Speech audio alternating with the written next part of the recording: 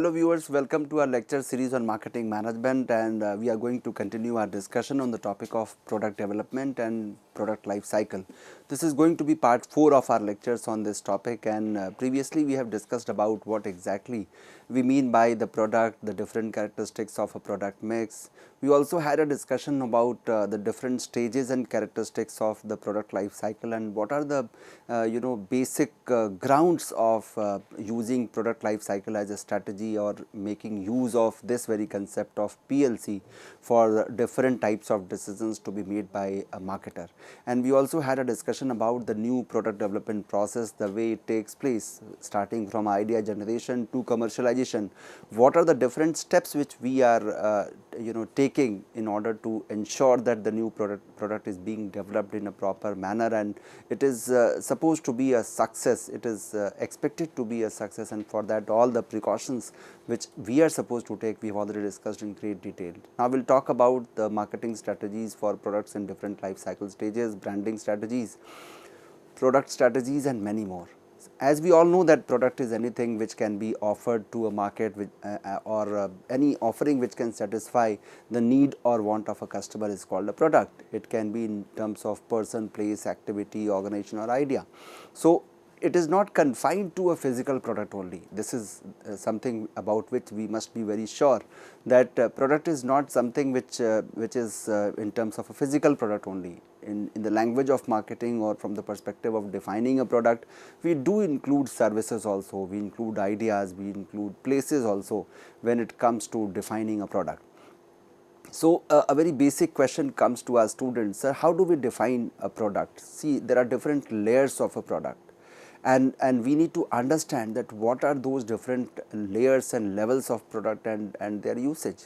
So, starting from a core product which is basically the core to the or central to that particular offering, that this offering is made to ensure that at least this product must be able to satisfy that very specific need, and for that we are offering a core product. Then we have facilitating product which must be present for the guest to use the core services.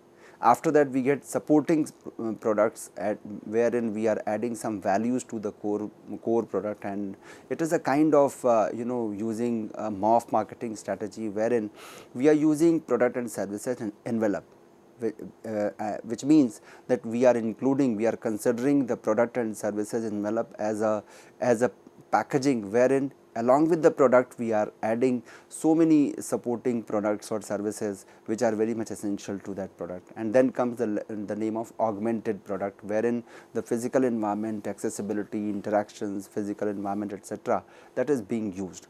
So, if you ask me about the different levels of product, I would say there are 5 levels of product, starting from core benefit to basic product, then expected product, augmented product, and potential product.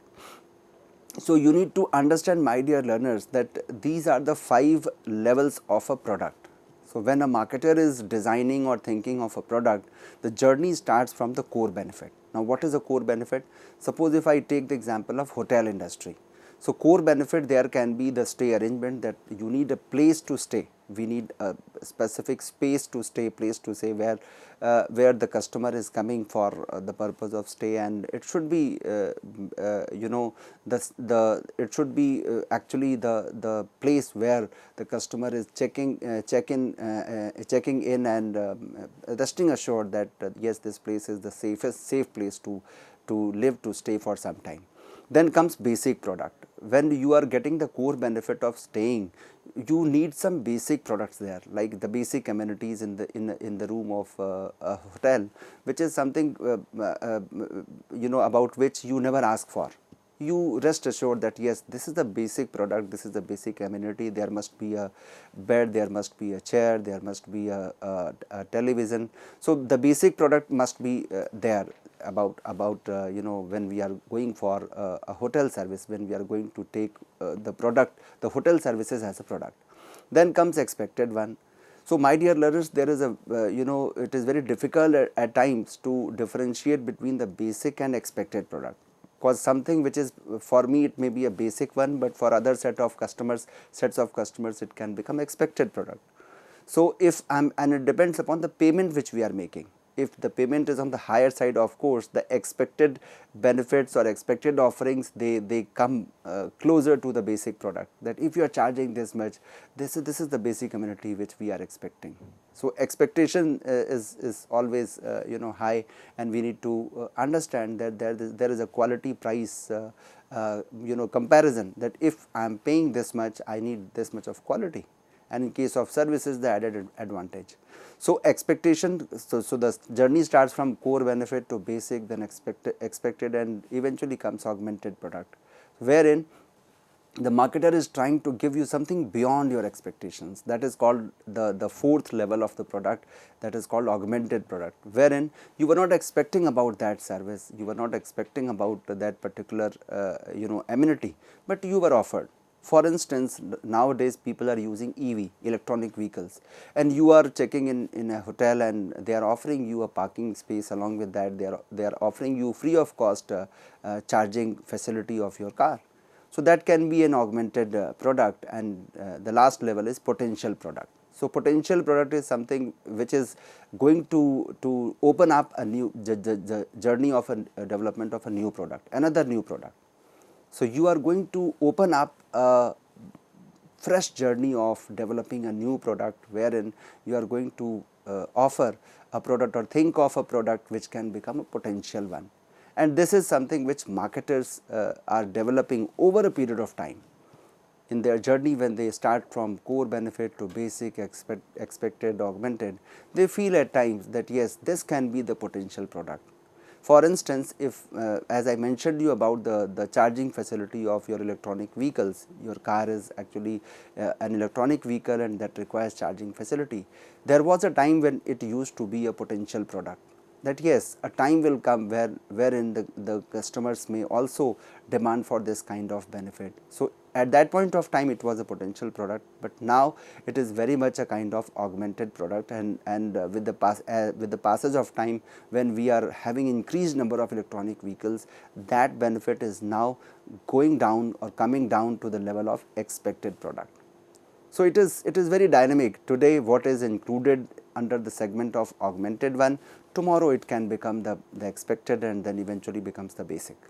So when we are talking about competition, competition is bound to create excellence, and along with the journey of our development, the basic products, the augmented one are now included into the basic or expected one. So it is a very dynamic leveling, wherein we cannot say that there is a watertight compartment, that today I am saying that this benefit is the part of expected product, so it can never go to the level of basic.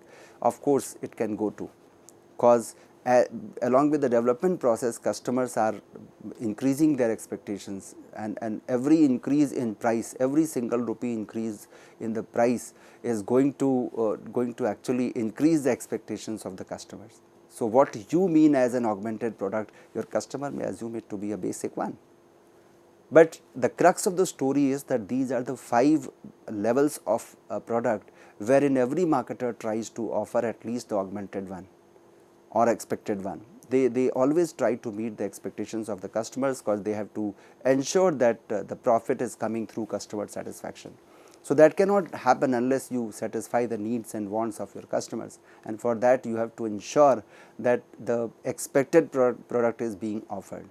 But nowadays marketers are willing to ensure that customers feel delighted, which means beyond expectations, and that is why they are actually on their toes to offer an augmented product into their journey of product development and delivery.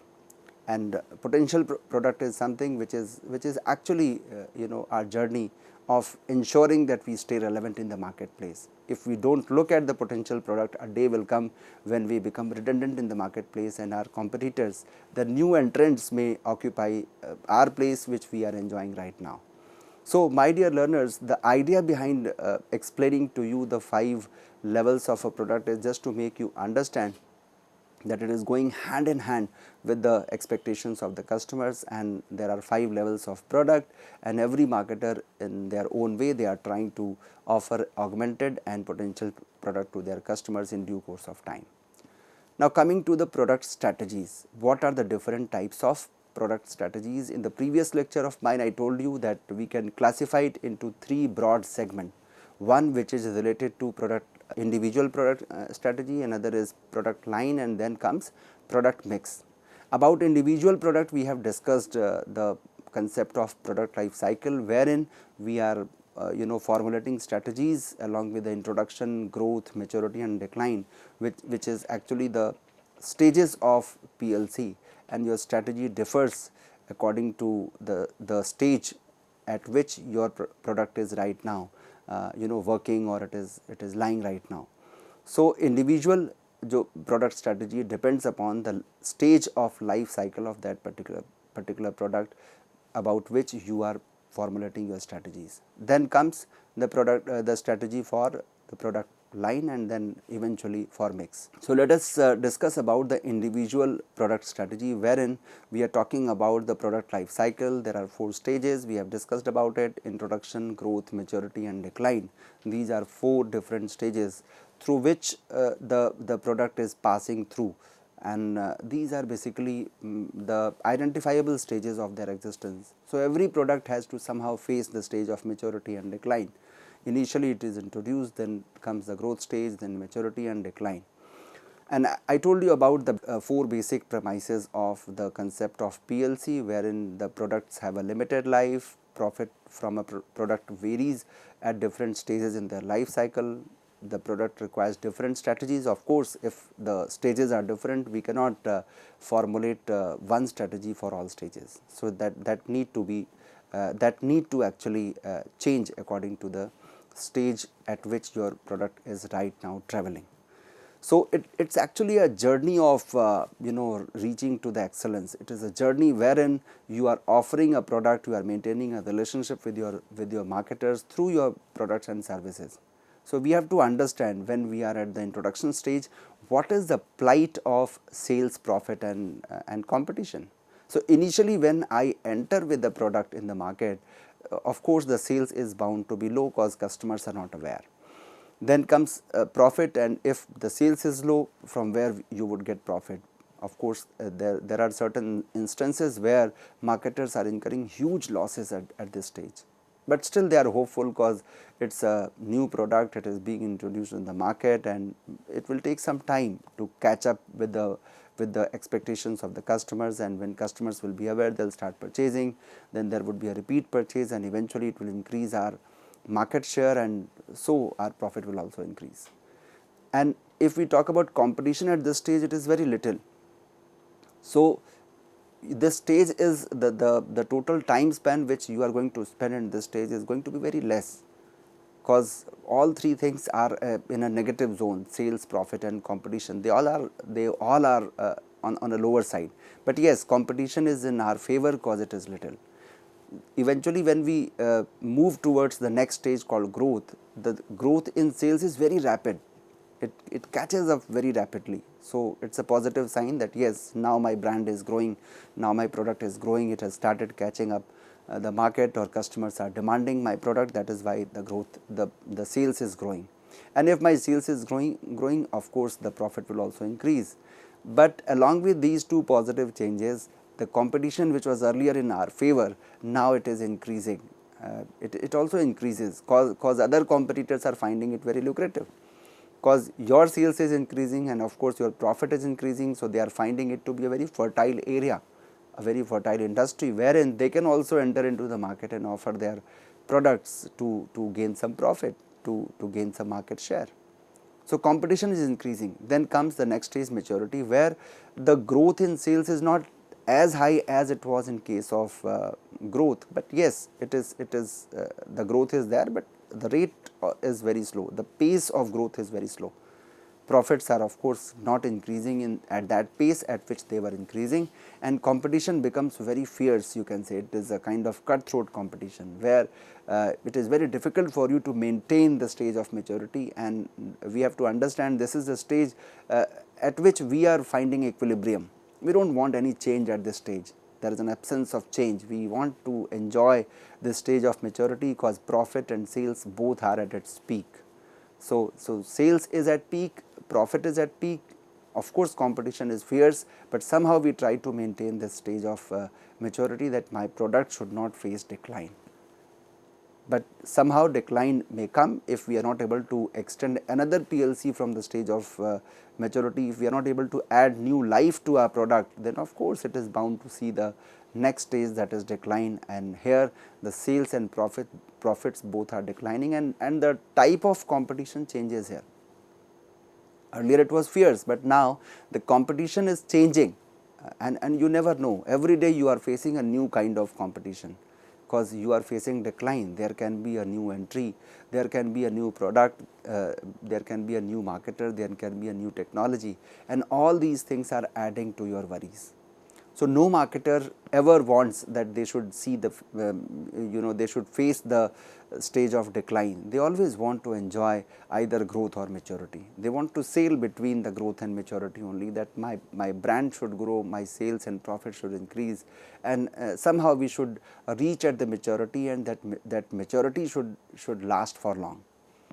So, that is actually a dream of a marketer, but yes, marketers are mature enough to understand that if we are enjoying maturity, we should be ready for facing the decline, and before decline comes, we should either add new life to our PLC, to this product life cycle, or we if somehow we are not able to maintain that stage of maturity, it is better to withdraw the product and then make a new entry with a new product, with the fresh zeal, wherein you are starting with another journey of a new product with another PLC, wherein you start introducing, you start growing, and then you reach at maturity.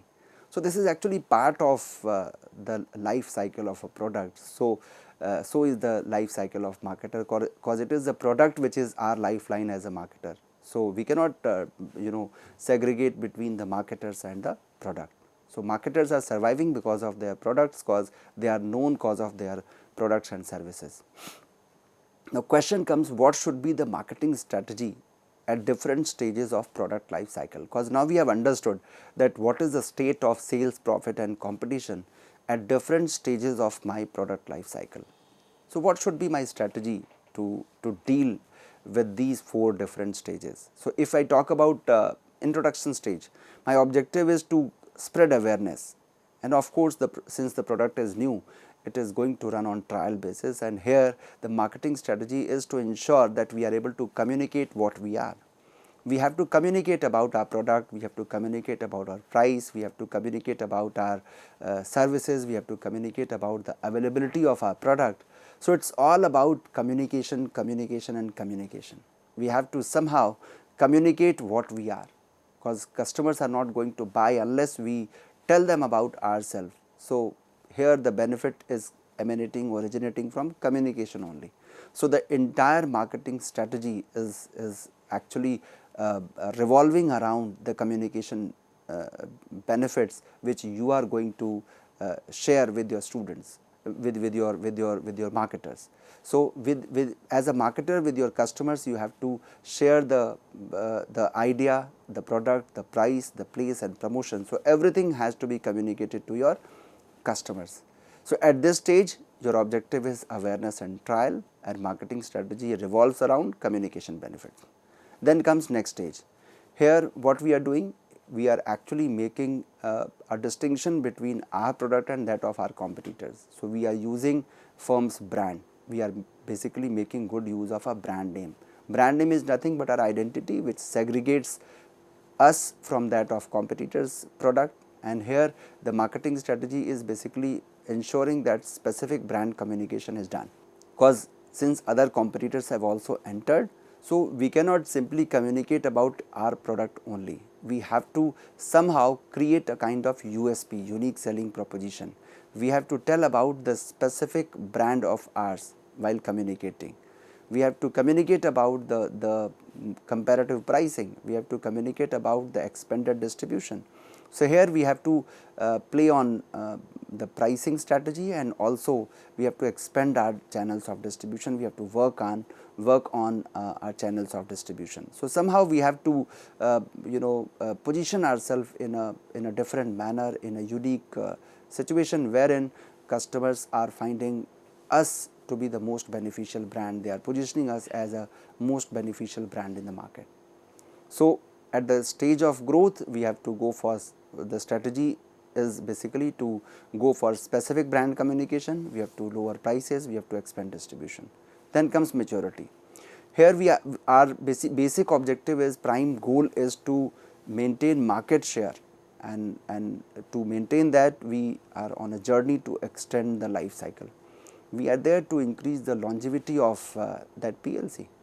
So, somehow we do not want to see the decline, we want that the life of my product should be extended now. So, this is a stage where we are willing to extend that stage of maturity, and for that what we do?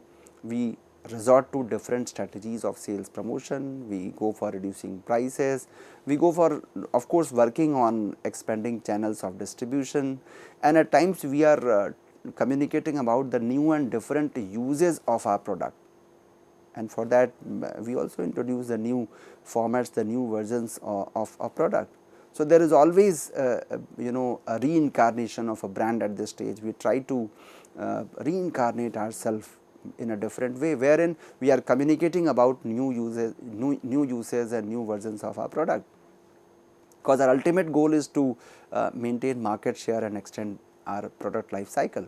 So, this is a stage at which we are enjoying the stage of equilibrium, the sales and profit are at their all time high, and but at the same time we have a fear, we have an inherent fear that a time will come when we have to go to the stage of decline. So, decline may come any time.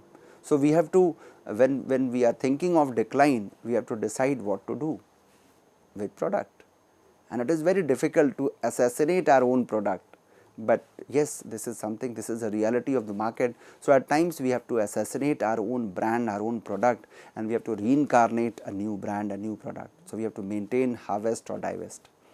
So, these are three different strategies, either you maintain that, or if you are not able to maintain, harvest that, and even if that does not happen, you have to divest. So, be ready to withdraw your product if you are somehow you are not able to stop, you are not able to avoid the stage of decline. So, this is the only strategy which is left with us, that either you maintain, or if that is not possible, harvest, and eventually you have to divest. So, my dear learners, this is all about the individual product strategy. When we are making the strategy of a product from the perspective of individual products, these are the strategies which we are following in accordance to the different stages of product life cycles. But there is a limitation to this very concept of PLC. Now, what is that limitation? This entire concept of life cycle applies best to product forms rather than to the classes of products or specific brands. It is applicable to the product forms only, and it does not apply to the class of the product with which you are dealing. So, that is why we are calling it an individual product strategy, and for that you are formulating strategies and implementing them. And the second point of limitation is the life cycle concept. It may lead marketers to think that a product has a predetermined life, which may produce problems in interpreting sales and profit. So, there is nothing like predetermined time span, or you cannot say that introduction will take 5 years, growth will be for 5 years, and then maturity will for 5 years, and decline will come after 15 years. You cannot do this kind of segregation or this kind of segmentation. There can be a product which is enjoying maturity for 50 years, for 40 years, but at the same time there can be a product which is crossing all the stages, introduction, growth and maturity, within 1 year, and that is very much possible in case of the technological products, wherein the technology is behind that product. So, along with the change in technology, that product is introduced, it is growing, it is reaching maturity, and eventually it is withdrawn. There are number of products which you can see and think that now they are no more into the practice, nobody is using them. And there was a time when these products were huge in demand, but now nobody is demanding for that. And another limitation which some of the academicians they write in their text or in their textbooks or in their research papers also, that this entire concept of PLC is only a descriptive way of looking at behavior of a product, and the life cycle cannot predict the behavior of a product. They believe that it is a descriptive way of looking at, but yes, it is very much useful or beneficial for a marketer when it comes for formulating and implementing the strategy for an individual product. Now, there are different types of decisions which marketers may have to take related to a product, which we will be discussing in our due course of discussion. I will tell you about that what management need to do, in what way they should plan their strategy. But yes, we have classified, we have done a classification of the product strategy in three different formats. One is related to individual products, then related to product line, and eventually we talk about the product mix. So, I have told you about the individual product decisions, wherein you are taking decisions related to individual product. So, the management must decide at the very outset that what products we are willing to offer in the market. Before any intelligent product decision which we are going to take, we have to first decide what we are willing to offer to the market. And there are two distinct levels at which these changes takes place. One is at the level of product mix, and second is at the level of product line, which we are going to discuss in the next segment of my lectures on the topic, wherein I will be telling you about these two distinct levels at which these changes take place, one at the level of product mix, another at the level of product line. So, I will be telling you, I have already defined what is product line, item and mix, and now it is time to understand that according to these two levels, that is product mix level and product line level, what are the different decisions which we are going to take. So, I hope you must have understood the decisions or strategies related to individual products when it comes to marketing the individual products according to the different stages of PLC. I hope you must have enjoyed this segment of my lectures on the topic. Thank you so much.